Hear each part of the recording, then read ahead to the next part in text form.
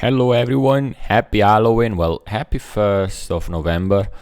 I am Gabriele, welcome to my channel. Today, the DevBlog number 30, happy Halloween. Honestly, DevBlog number 30.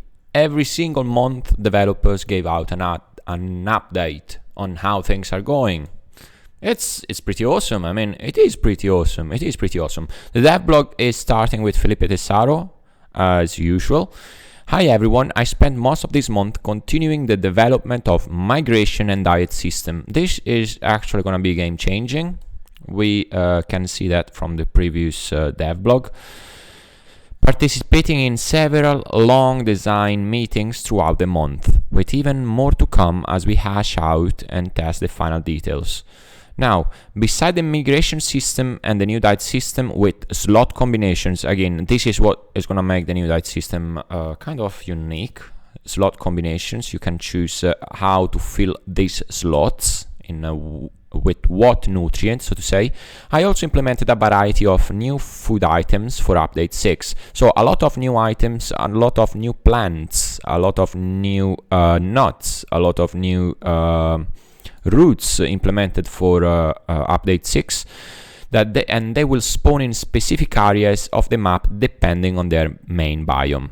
Also, a new class of interactable actors, insects, two types of insects, flies that spawn close to corpses. This is gonna be pretty nice, flies spawning close to corpses, and bees that provide juveniles with a nutritious treat. Oh, that's gonna be nice, honey, kinda.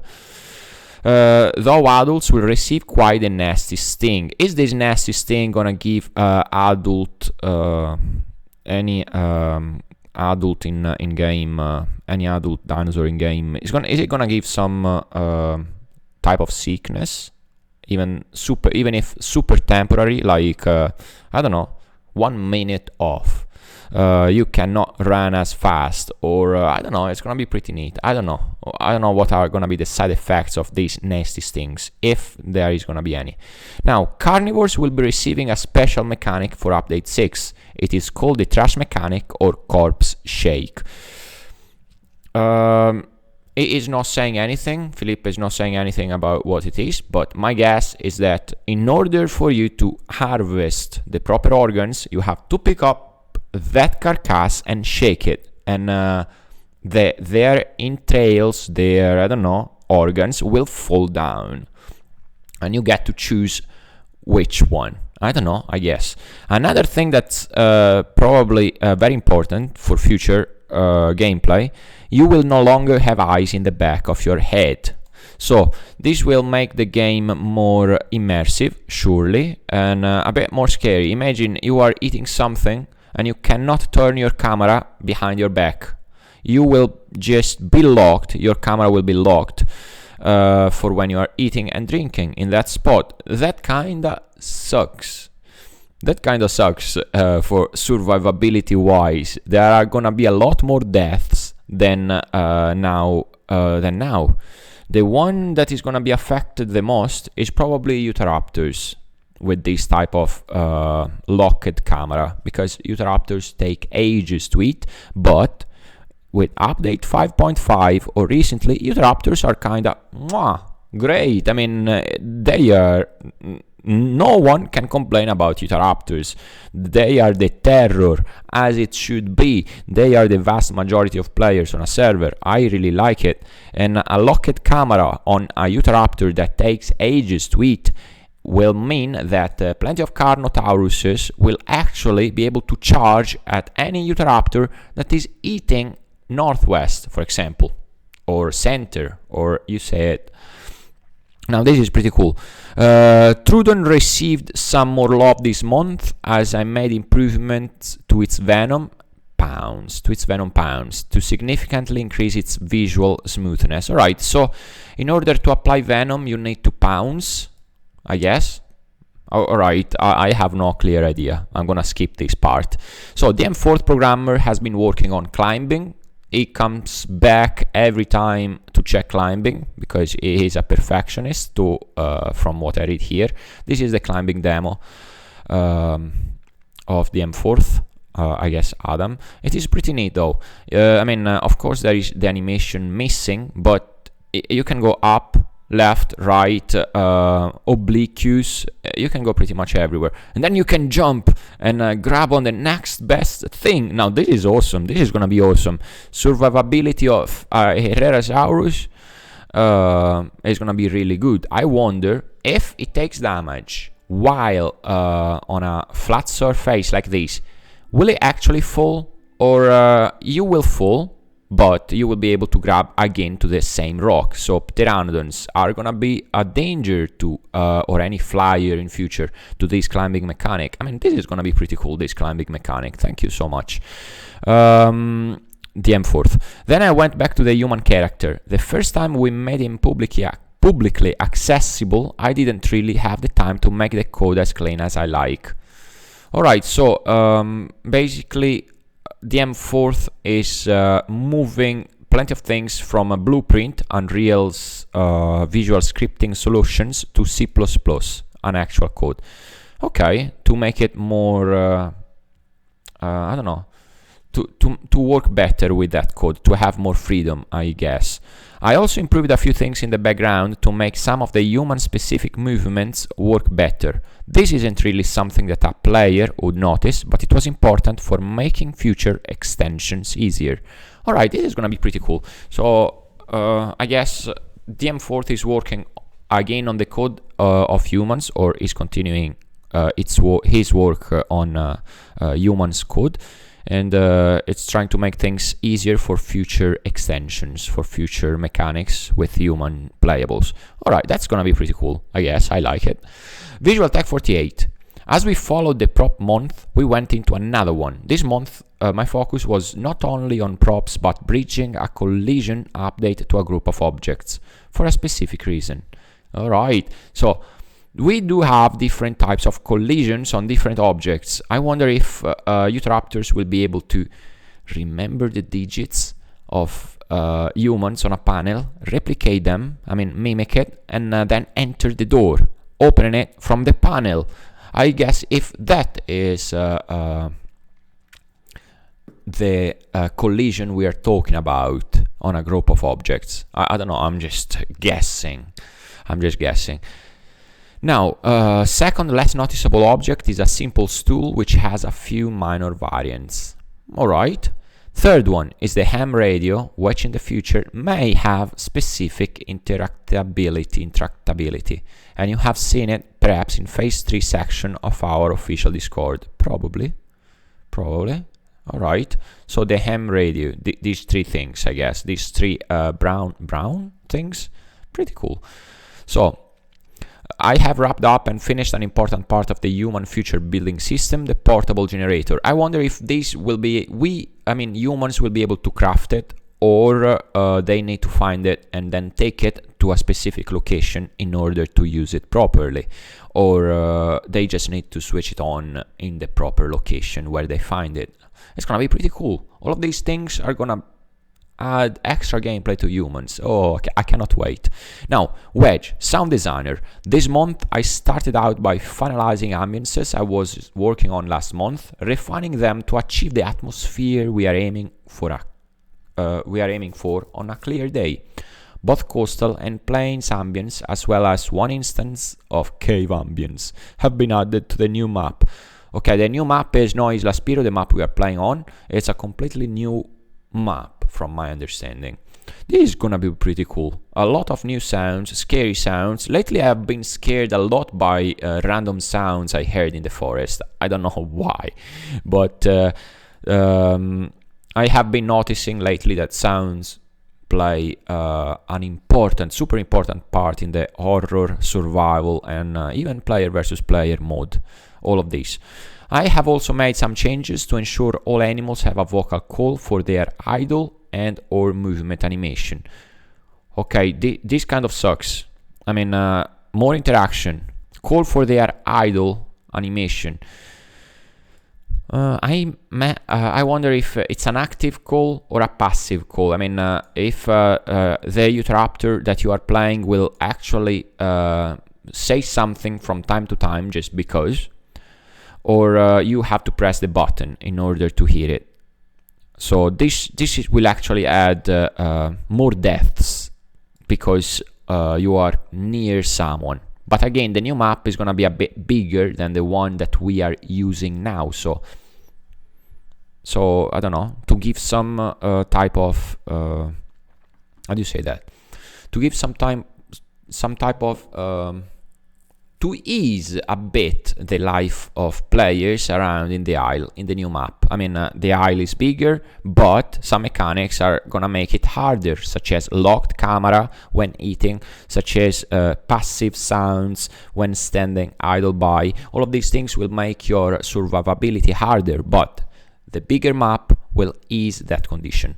Another addition to the soundscape will be heard through the buzzing of fly swarms that spawn on rotten corpses. Alongside this, I have designed a few sounds for bee swarms. Oh, this is gonna be pretty cool. Bees. The remainder of my time this month has been aimed at adding sound to Bepiosaurus. I started with ensuring both its on land calls and underwater calls, once implemented, are only heard within the correct context and at the right pitch and volume. Alright, so this is pretty cool. So if I'm using Bepiosaurus underwater and I am broadcasting underwater, probably only people underwater will be able to hear that broadcast of Bepiosaurus, to my understanding. I've also had focus on a large amount of minor enhancements and bug fixes, replacing or editing sounds that break immersion and ensuring they are heard and functioning the way we intend. Balance and quality of footstep sounds, replacing leg break sounds, etc. Alright, that's pretty cool. And this is Parasaurolophus. Did we already have a Parasaurolophus concept? I don't know, it's pretty neat. It's pretty neat. I will come back eventually to this later or not. But Parasaurolophus, plenty of players love Parasaurolophus. It's the loudest creature on the isle. I have no idea, but it is pretty cool. Next to the fences, it's a huge animal. It's a huge dinosaur. This one has been tricky, and as it's more of a looker than a fighter. Not that it can't slap away smaller animals, but when the big predators roll in, it will need to pull out a different bag of tricks to make up for its lack of weaponry.